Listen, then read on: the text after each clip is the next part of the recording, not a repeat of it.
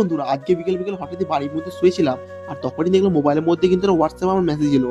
আর এই মেসেজটি হঠাৎই হোয়াটসঅ্যাপটা খোলার পর আমি দেখতে পেলাম বন্ধু কিন্তু আমাকে লিস্ট পাঠিয়েছে। আর এটা যে ও কিসের লিস্ট পাঠিয়েছে সেটা কিন্তু আমি বুঝতে পারছিলাম না।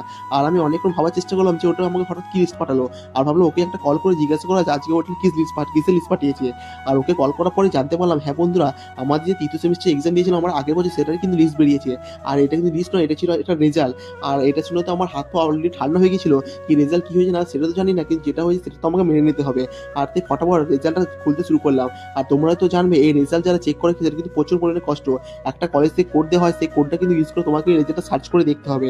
আর এদিকে আমি সেই কাজে লেগে পড়ছিলাম রেজাল্টটা দেখার জন্য। আর ভাবছিলাম মনে মনে যে কি হবে না হবে, যেহেতু এক্সাম তো খুবই ভালো দিন হয়। আর দেখলাম গাইজ আমি কিন্তু পাস করে গেছি। আর এটা দেখে কিন্তু প্রচন্ড হ্যাপি হয়ে গেলাম। আর দেখো তোমার স্ক্রিনে তো 003, সেটা কিন্তু আমার রেজাল্ট। আর তার পাশে লেখা আছে কিউ। আর মনে মনে ভাবছিলাম এবার তো আমি পাস করে গেলাম, এর পরের সেমিস্টার কি হবে সেটা কিন্তু আমি আর জানি না।